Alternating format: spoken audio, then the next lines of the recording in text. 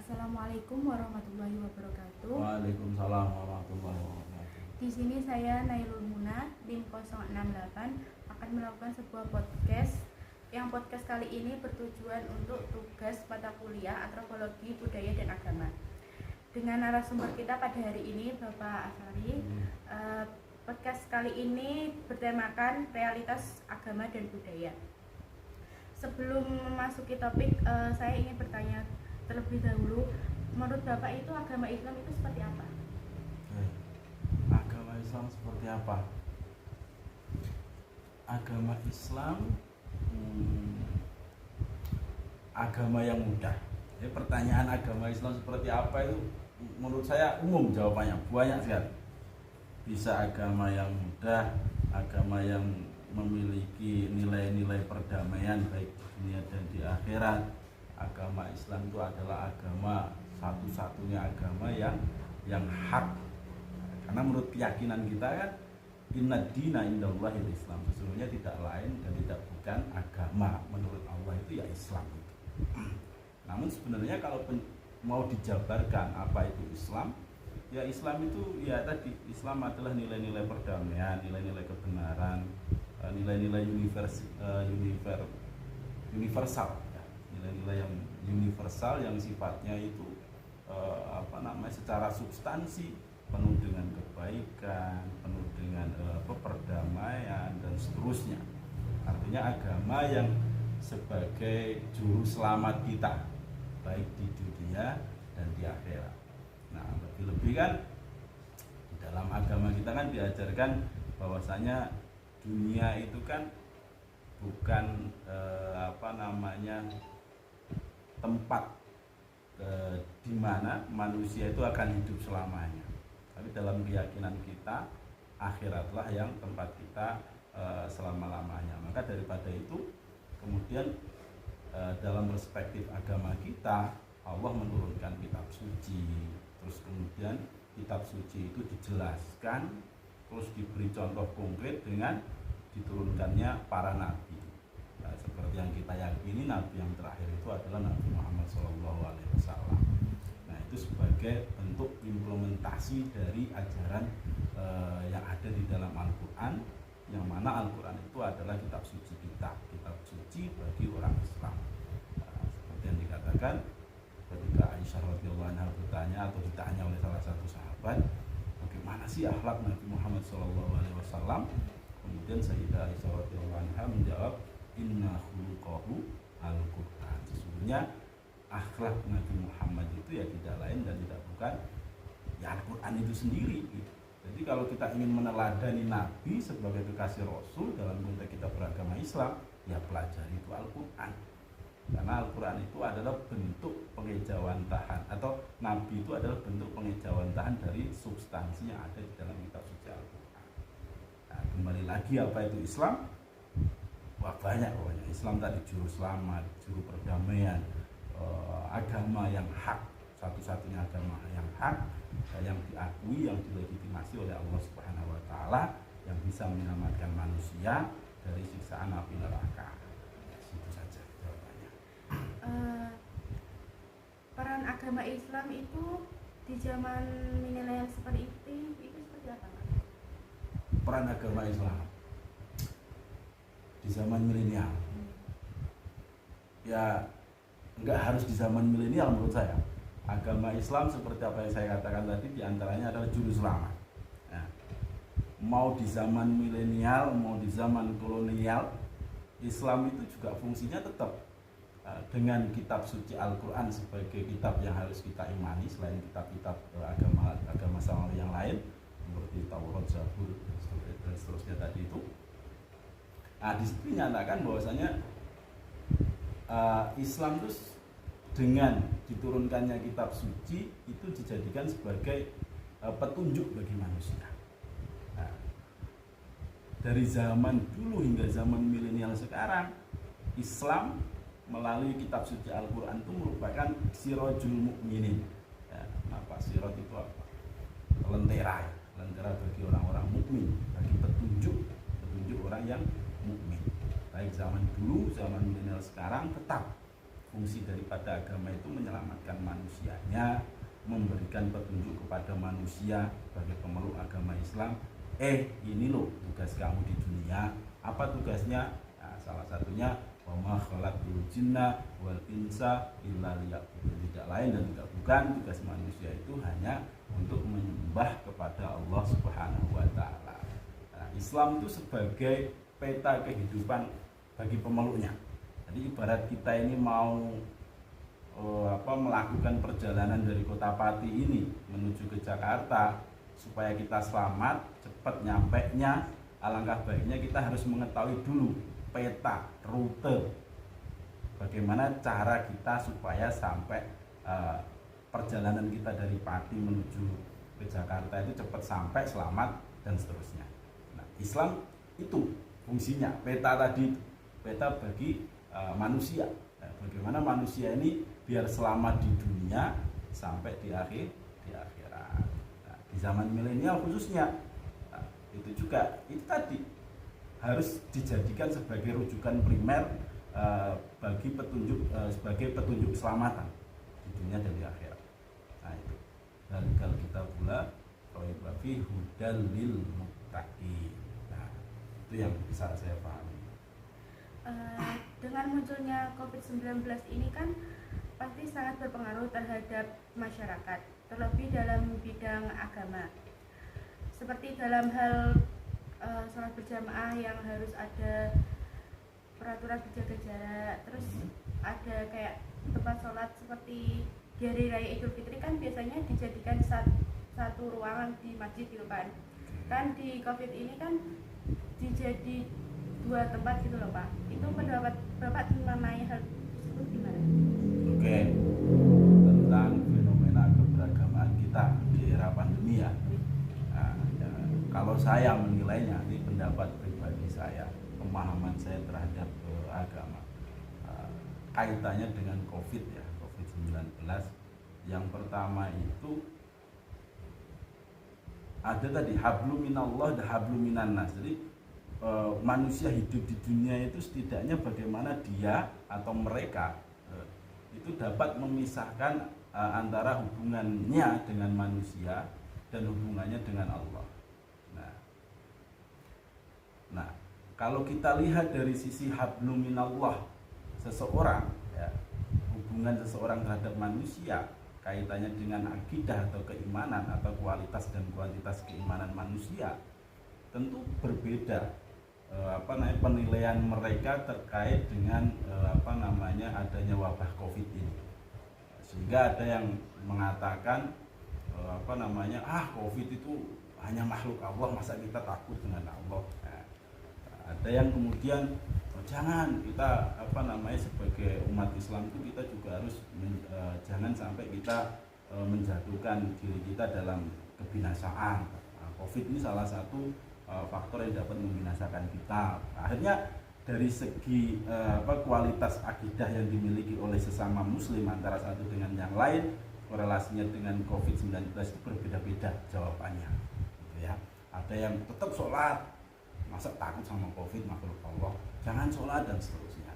Tapi kalau kita lihat atau kita potret dalam kalau kita memahami bahwasanya kita hidup di dunia itu enggak sendiri, kita hidup ini bermasyarakat. Nah, artinya dalam segi syariah Islamiyah juga ada maqasidus syariah. Salah satunya hifdzun nafas, kita menjaga diri kita. Jadi antaranya menjaga dari segala hal yang mengakibatkan pada diri kita mungkin sakit dan seterusnya.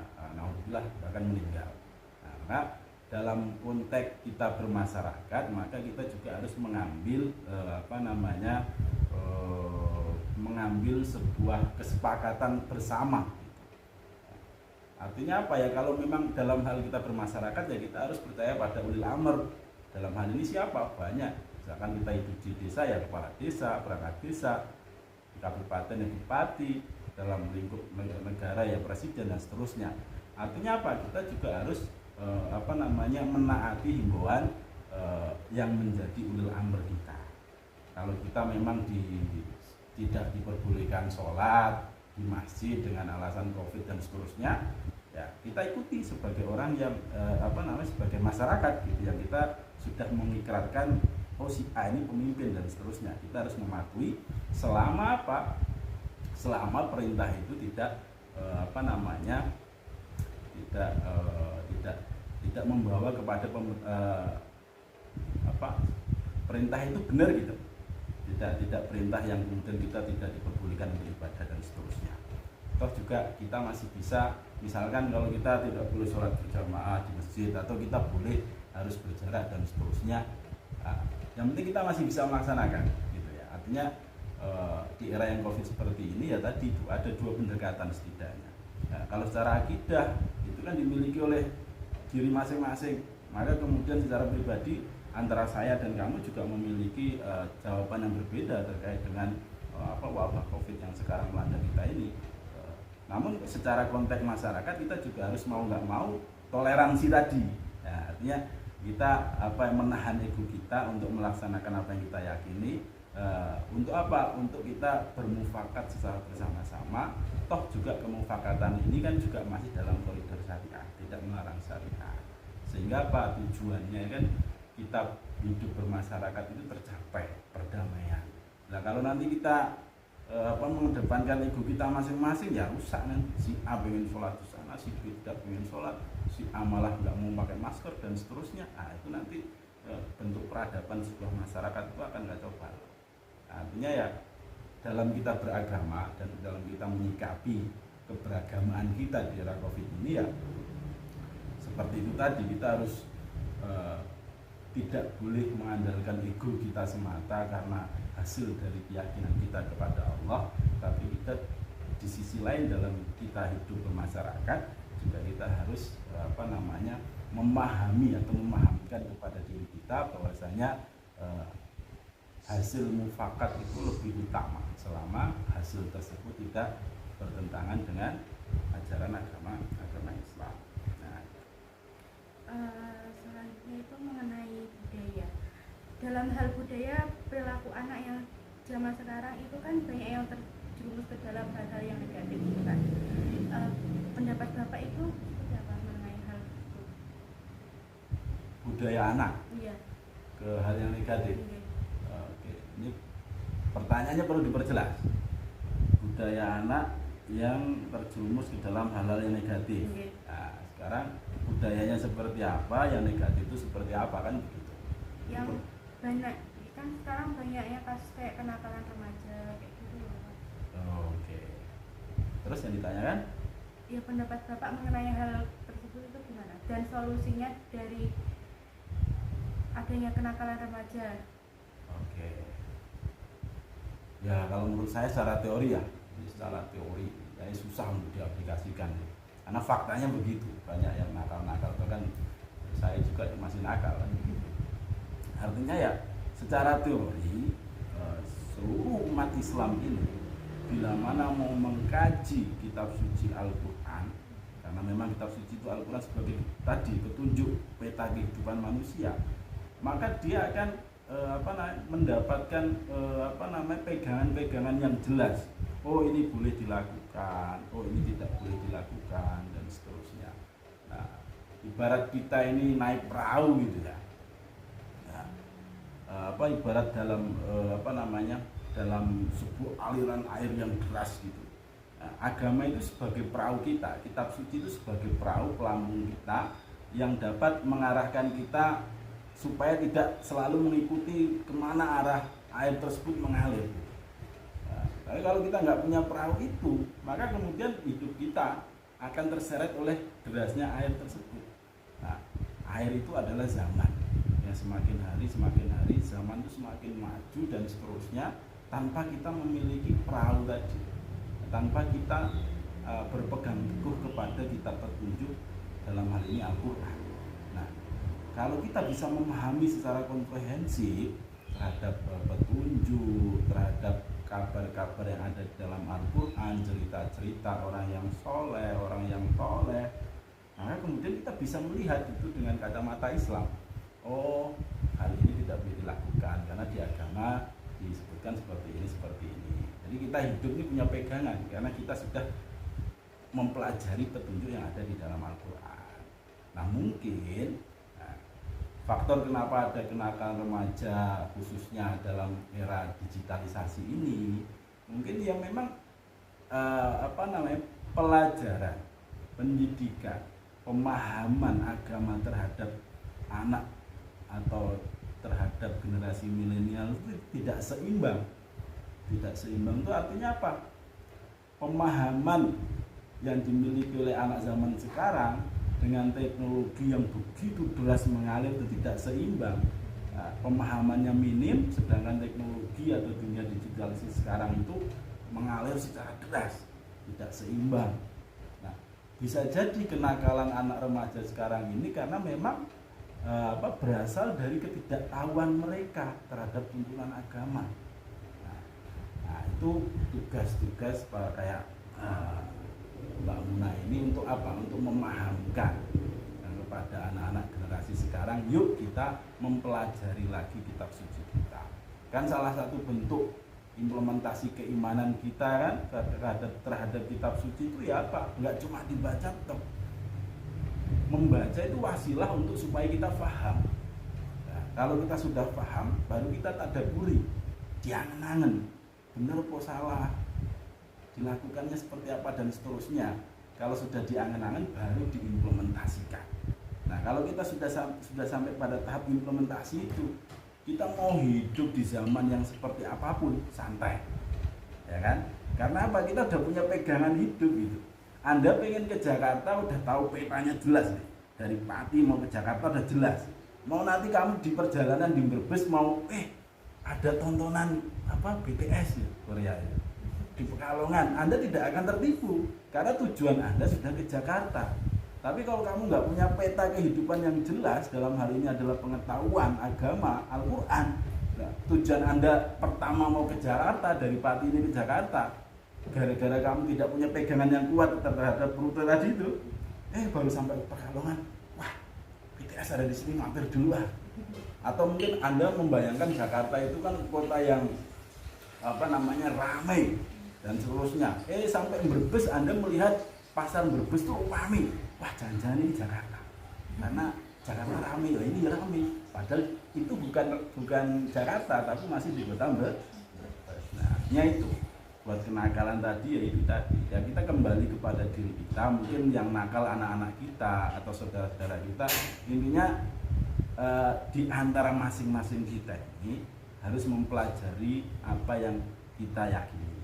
Nah, kita imani Al-Quran sebagai kitab suci ya konsekuen ya, dipelajari, dibaca, dipahami, ditadabburi, diimplementasikan. Sehingga kalau itu sudah tercapai, maka kenakalan-kenakalan remaja dan seterusnya itu bisa ditanggulangi. Itu secara teorinya begitu. Nah, secara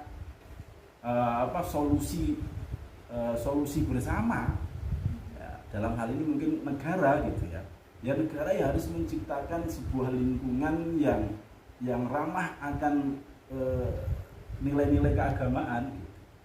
Nah, itu secara akumulatifnya, secara bersama dalam lingkup negara ya, negara harus hadir dengan atau menghadirkan suasana-suasana yang ramah tentang ajaran-ajaran agama. Nah, kalau dalam lingkup yang lebih kecil lagi, misalkan kita hidup dalam sebuah desa gitu kan, ya sudah, ulil amr di sebuah desa tersebut harus menciptakan sebuah lingkungan yang ramah akan ajaran-ajaran agama, sehingga ya setidaknya lah mereka nggak terlalu intens dalam hal-hal yang sifatnya duniawi, teknologi dan seterusnya. Dengan adanya suasana lingkungan yang diciptakan dalam sebuah masyarakat tersebut, bisa setidaknya bisa menggait mereka untuk tidak selalu terjun dalam dunia kenakalan remaja. Setidaknya kan ngerem lah, di sana ada pengajian, masa saya minum-minuman terus gitu. Di sana ada pengajian, masa saya main game terus. Nah, setidaknya pikirannya barangkali bisa taubat kembali kepada hal-hal yang sesuai dengan ajaran agama Islam. Ya, kurang lebih. Terima kasih ya Pak atas penjelasannya. Sama-sama. Semoga semuanya bisa bermanfaat bagi para penonton. Assalamualaikum warahmatullahi wabarakatuh. Waalaikumsalam.